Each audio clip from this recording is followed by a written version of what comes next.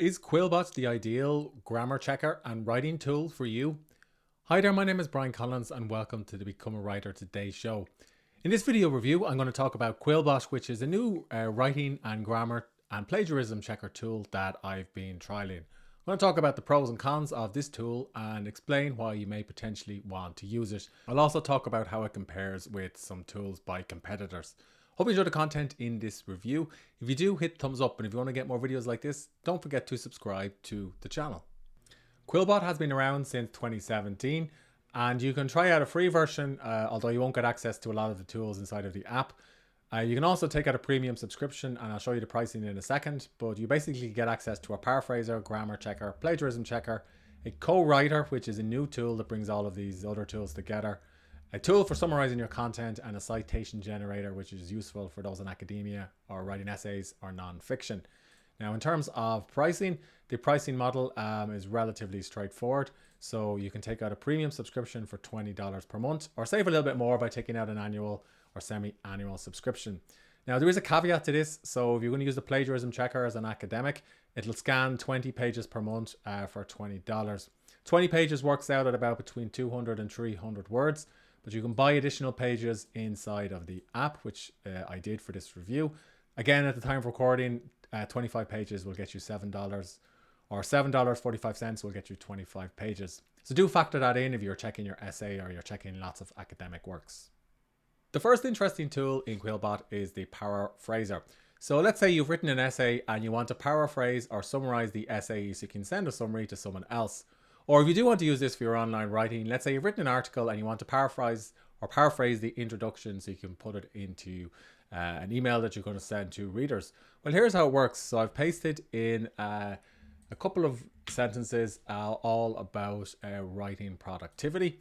And now I'm going to click the paraphrase option, and then Quillbot will scan the text that I've pasted in, and it'll give me a different version of the text that I can potentially use in email copy or elsewhere. So in this case, it's actually the same length, but you can see here that it reads relatively well and it's grammatically correct. So I'd be happy with using this. You also get a couple of different options depending on whether you pick fluency, formal. So let's go for simple, because I always enjoy simple writing. And in this case, it's personalized it a bit more with we and you. So the next way you might use Quillbot is actually for grammar checking. So you could paste your essay in and check it for grammar mistakes before you submit it. So I'm going to take the same paragraph, and this time I've inserted some grammar and typos into the paragraph, and I'm going to paste it into Quillbot so you can see how it can work. So you can probably see at a glance, there's a few here, project with a ZX, and I can fix this by clicking on it. It's caught the missing apostrophe. And it's also caught another mistake here. So I would review the suggestions one by one, and then I would go and fix them, and then go back and paste them into whatever app I'm using to write my essay. And actually, a tip for you, if you are writing an essay, Scrivener is great for managing long form writing projects. And I do have another video review of Scrivener, or overview of Scrivener, on the channel, which you can check out. The next tool that you'll use a lot in Quillbot, particularly if you're writing essays, and this is what you're paying for when you buy pages, is the plagiarism checker. Now, before turning on the camera, I actually pasted in an article that I published on my site. It was a review of Masterclass, which is the online learning service that I think is excellent for creatives. So I pasted this into Quillbot to see if it would find that this article has been published online. So I was pleasantly surprised by how good the plagiarism checker is. It only took about a minute to scan my article for potentially plagiarized instances of content. So how does this work exactly? Well, on the left hand side, you can see the submitted text, and it's highlighted any identical copy that exists anywhere online, and also potentially in books and other sources. So in this case, it's found where I've published this masterclass review on the Become a Writer Today site. So if you have an essay, you could paste in your essay into the plagiarism checker and see, have you inadvertently plagiarized somebody without citing them properly, or have you inadvertently plagiarized yourself? Now, I also wanted to try the plagiarism checker with an academic paper. So I went onto the academic site ResearchGate, and I found an article about, or I found a PDF paper about decision fatigue. So I'm going to take the first section of this paper, and I'm going to paste it into Quillbot, or should I say I'm going to take the first page so you can see how it will work. So now I'm going to go back to Quillbot, I'm going to click on scan another, I'm going to paste in my text and click scan. So this will calculate it at 3 pages. So because I'm paying on a per page basis, you can see here that this could get quite expensive if you're scanning a lot of online content. Anyway, I'm going to scan this particular document and see if Quillbot surfaces the instances of plagiarism. So this normally takes about a minute to run. The report has complete, so I'm going to click on the view report option. And again, it's highlighted instances of plagiarized text, and it's taken me to the ResearchGate PDF. So if I were an essayist, I would find this quite helpful for getting citations that I've potentially missed for my article. Now, the next tool that struck me as quite good in Quillbot is the summarizer. So summarizing is sometimes useful if you want to take an article that's 400 or 500 words long and just describe it in a sentence or two. You can also use a summarizer for other types of writing workflows.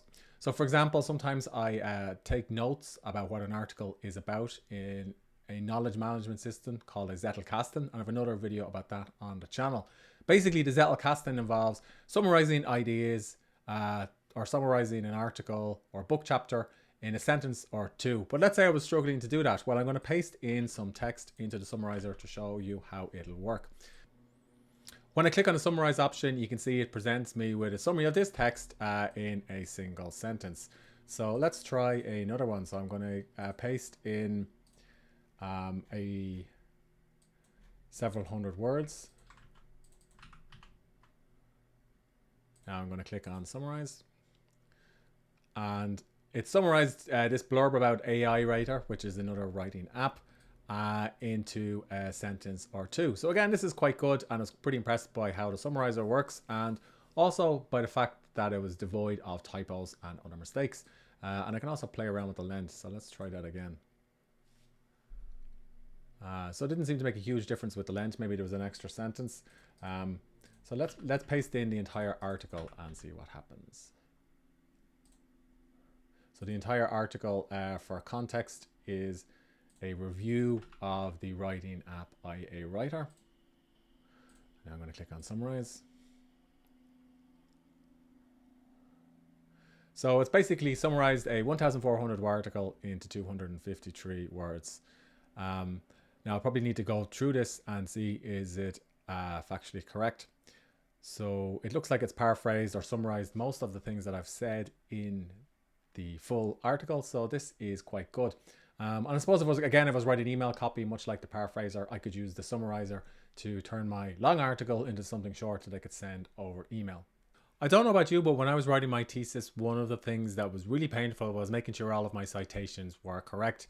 And even when I was writing non-fiction books, I still found the citation process painful. To be honest, I'd have rather spent time improving the quality of the ideas and the stories rather than worrying a lot about citations. But it is important if you want to avoid plagiarism, and also important for paying tribute or pointing to your sources. So Quillbot can help with this too. So I have an example here on the Irish Times, which is the national newspaper in Ireland.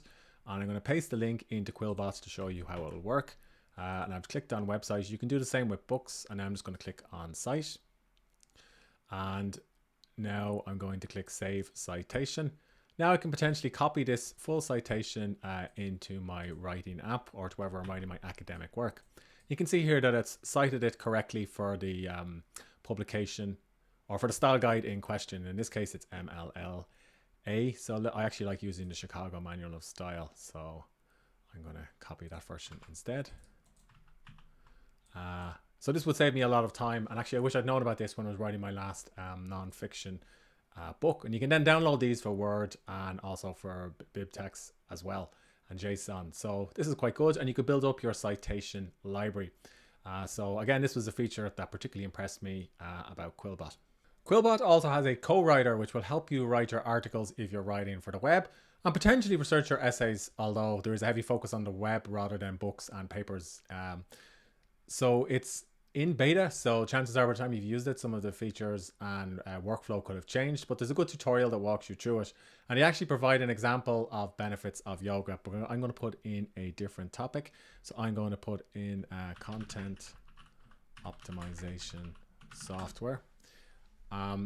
So now Quillbot has given me a list of topics, and actually my article has appeared in Become a Writer today, which is good to see. There's the #1 article appears to be on niche pursuits. So if I click on this article, it'll take me through so I can review the content on the article. I'm going to click on pull source. And once I've done that, I can go to the highlights section and I can see all of the different topics that Niche Pursuits has featured in their article.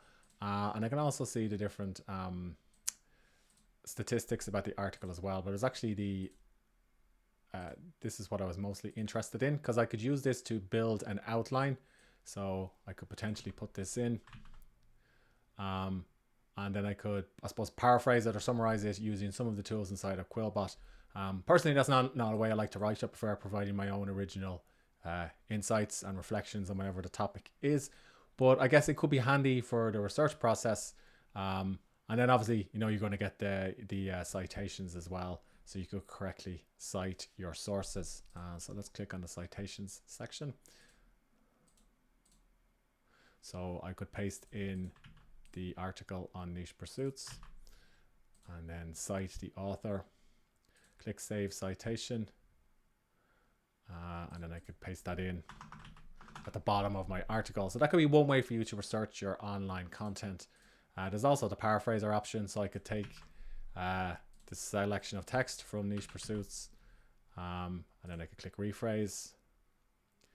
And then I could insert that into the content if I was happy with it.